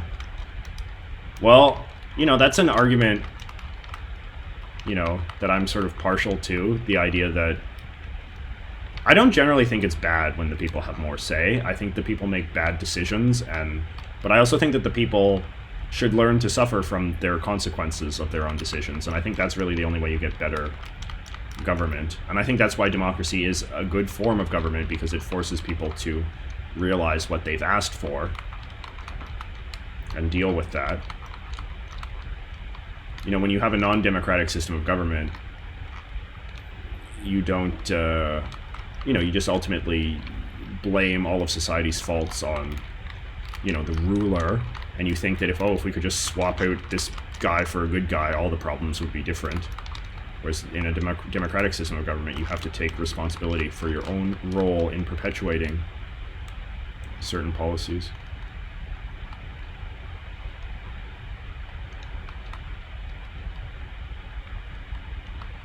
Do you get a lot of flack for being gay and conservative?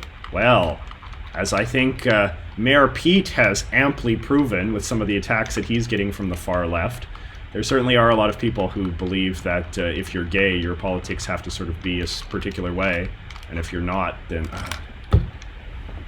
you're sort of a bad member of the community. Dang, I am not doing this well.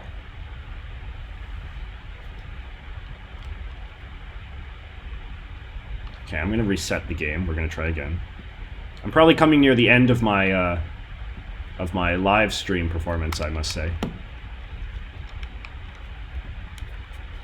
This game was made by Kaneko. Is that a well-known video game company?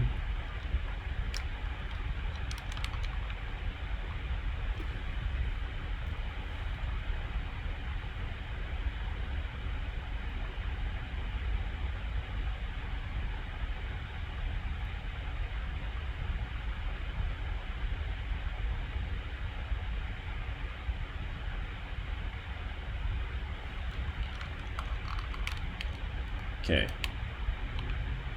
The thing about games like this is always kind of crazy to me that, like, they have no continues. So they're basically, like, unplayable in the form they were designed to be played. Okay, I gotta do more presidential trivia. Ooh, different presidents this time. Let me save. Tom Jefferson, A. Jackson, William Henry Harrison. Okay.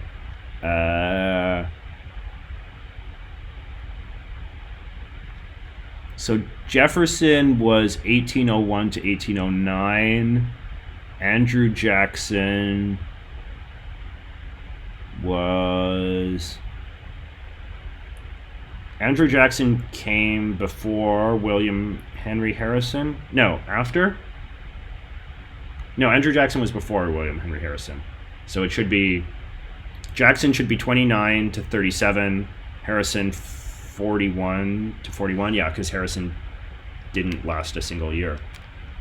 Yay, I did it.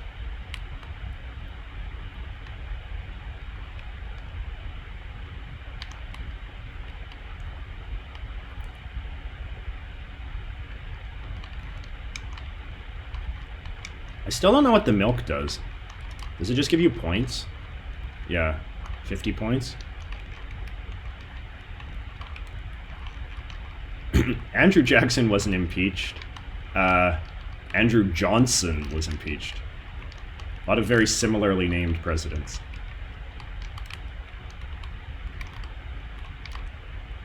Andrew Jackson, Andrew Johnson, and Lyndon Johnson. And of course, William Henry Harrison and Benjamin Harrison.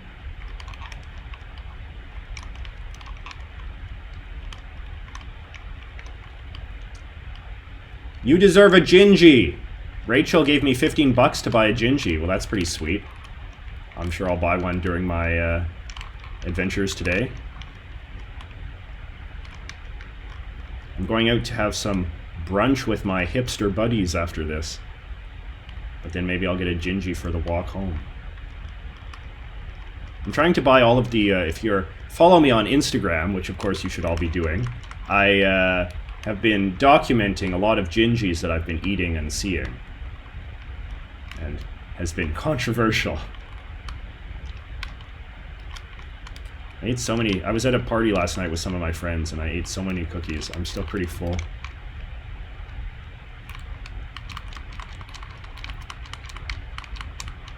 Ugh.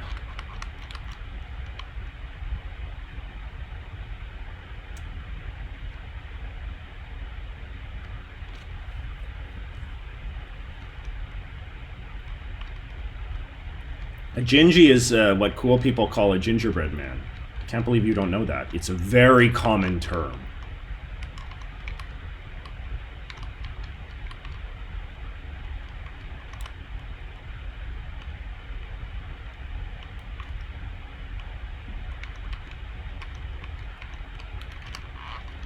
How do I get up there?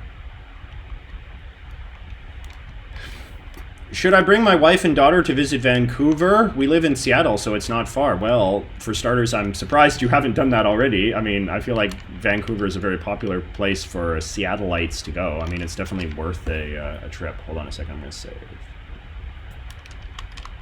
Okay, back to Ross Perot. Vancouver is not... I mean, I shouldn't say that. I think Seattle and Vancouver are both very interesting cities. Vancouver is different than Seattle. It has some sort of different types of attractions. But I'm sure you'd find it interesting.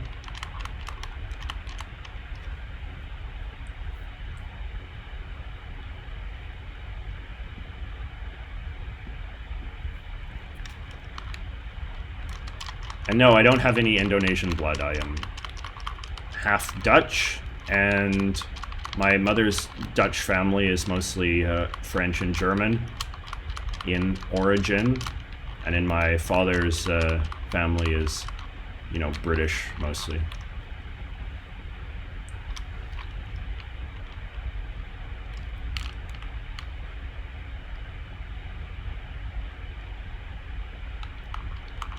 You were able to watch my video in a class? What class was it?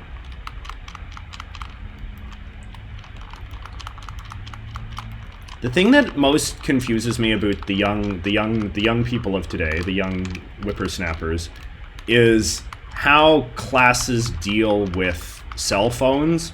Like, I feel like if cell phones had existed when I was in school, like, the kids would just be using them like 24/7 all of the time.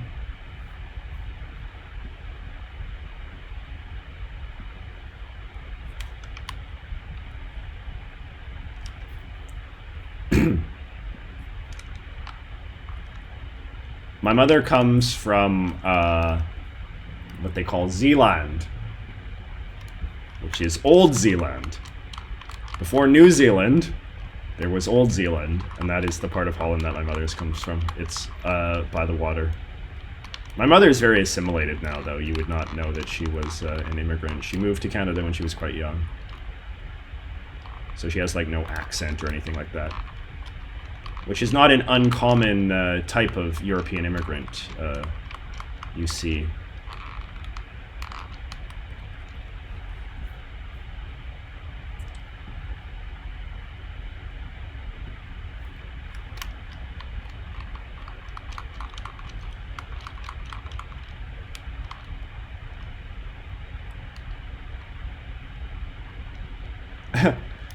Use part of my video for a final presentation in college? That's pretty wild. People, a lot of Americans, foreigners, like my, like some of my Quebec stuff, just because it's very stereotypical, in the sense that, like, you know, one of the first things you learn about Canada in international relations class or whatever is that, oh, there's lots of tension between the French Canadians and the English Canadians, and I guess because I have very sort of stereotypically English Canadian animosities towards the French Canadians, people enjoy that. In the same way that, like, you know, if you met a, I don't know, like a guy from Northern Ireland who was very stereotypically, you know, Catholic or Protestant, it would be like, oh yeah, that checks out.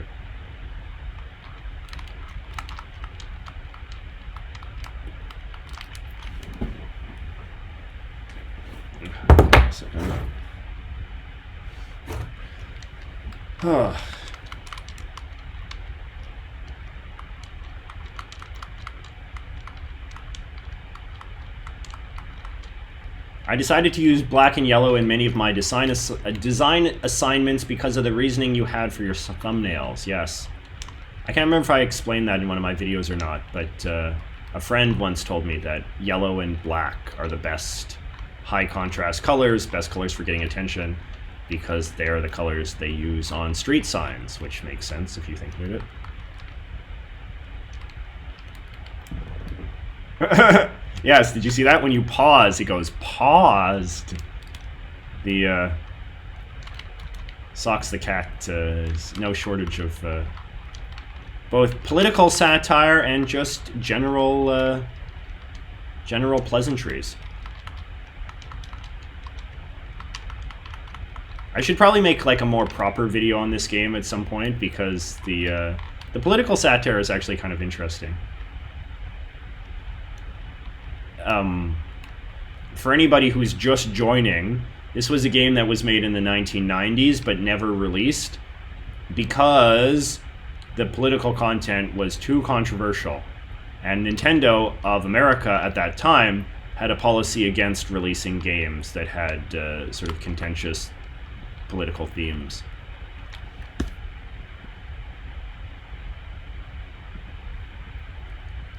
JJ, I'm happy I found your channel because I'm just about to enter my 20s and I'm just starting to figure out that I'm bi and I don't have to be a Dem because you got that in politics. Well, yeah, it's true. People can be have whatever political views that they want, regardless of what their orientations or identities are.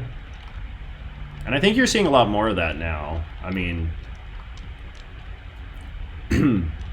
a lot of the conservative groups that you see in sort of the Trump age make a lot of big show of having, LGBT members in a way that, in the Conservative Party in Canada is very similar in that way too.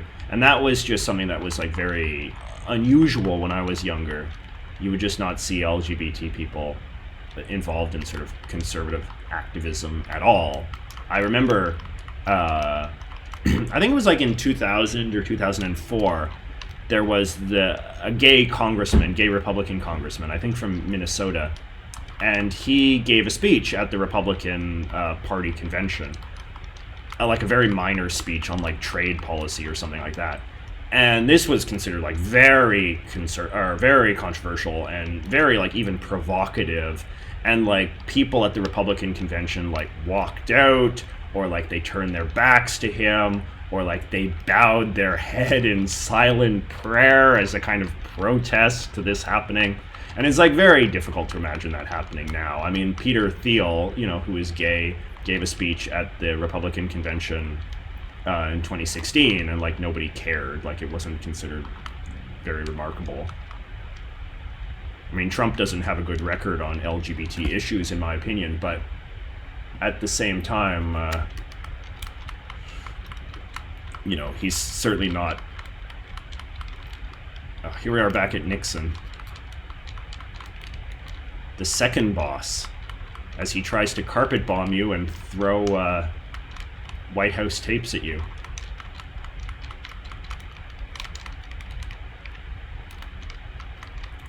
This is a very... Trying to defeat former presidents is one of the reasons why this game was controversial, I think. There we go. Killed Nixon.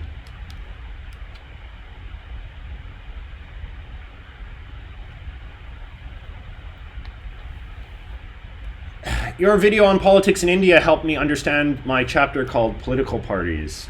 Thank you.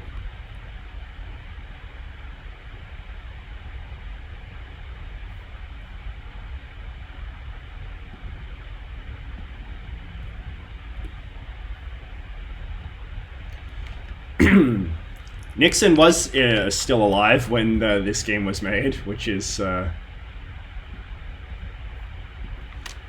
weird. One of the many reasons why this game was a little edgy for those edgy teens.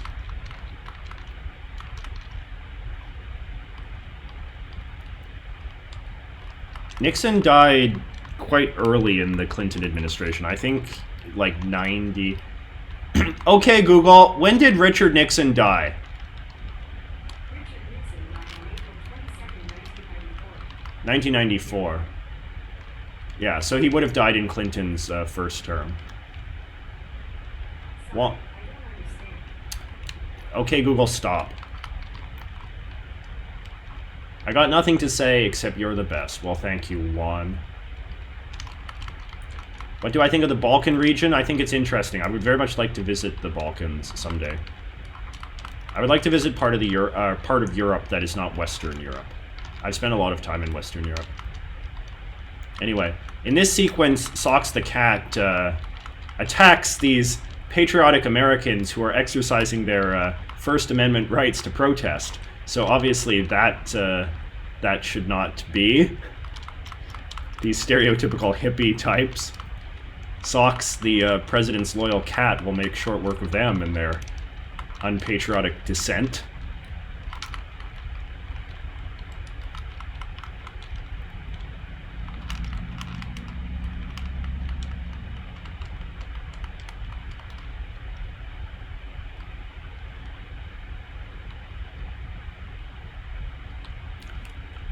I use Google, Siri. I don't use Alexa, though.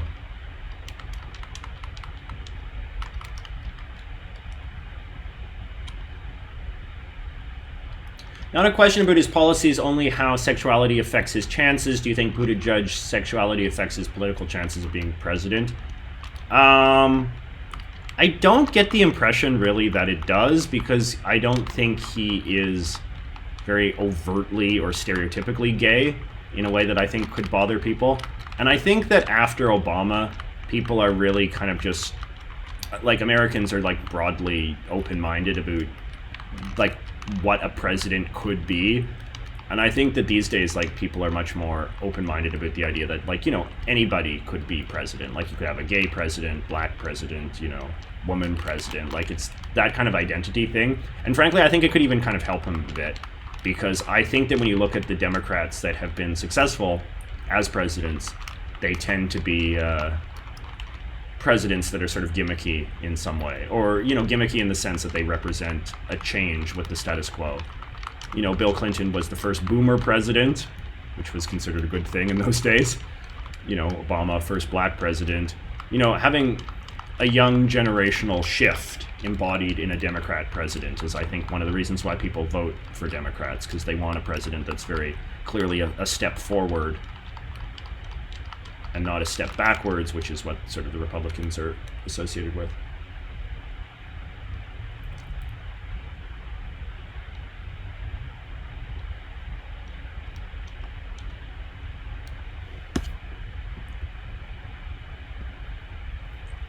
This sequence is funny because there's these different busts of all of the presidents that sort of fall down. And then there's a bust of Nixon. But then there is also a bust of Hillary right here, which is pretty funny.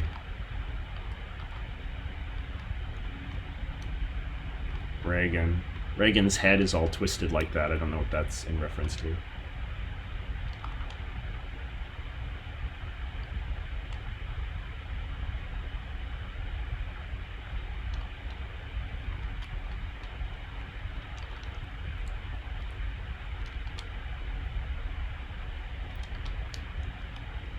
Obama wasn't a boomer. Obama was a Gen Xer.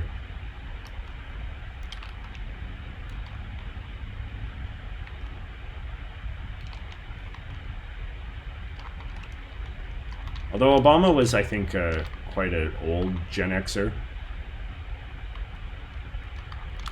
Obama was born in 61, I think.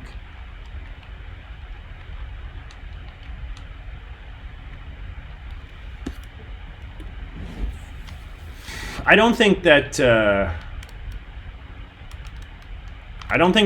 Buttigieg would win the nomination, but I do think that he is one of the most electable of the Democrats.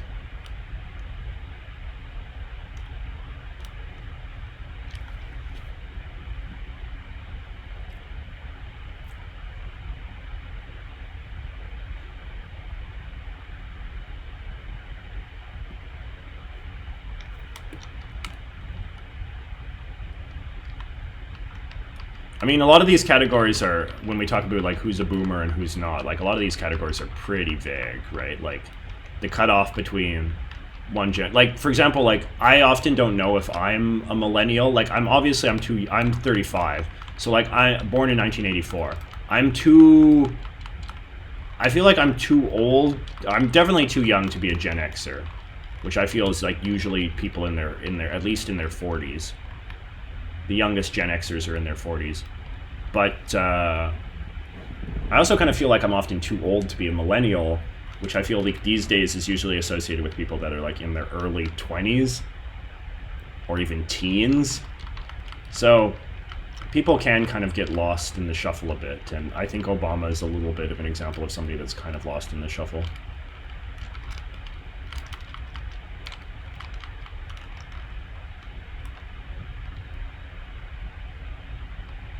Did your dad fight in World War II? If so, you're a boomer. But see, that is unto itself, like, the question, like, you know, you could...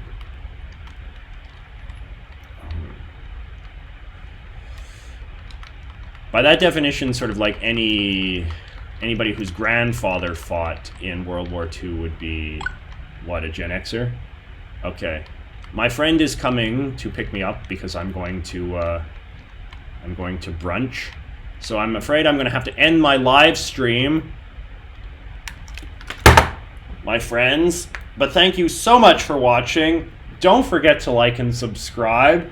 I'm not making a normal video this week because I've been too busy with Christmas and stuff. There's going to be a video next week. Standard video next Saturday on the 28th, so a few days after Christmas. So, have a good Christmas, everybody. Thank you for watching the live stream. Hope you had some fun chatting.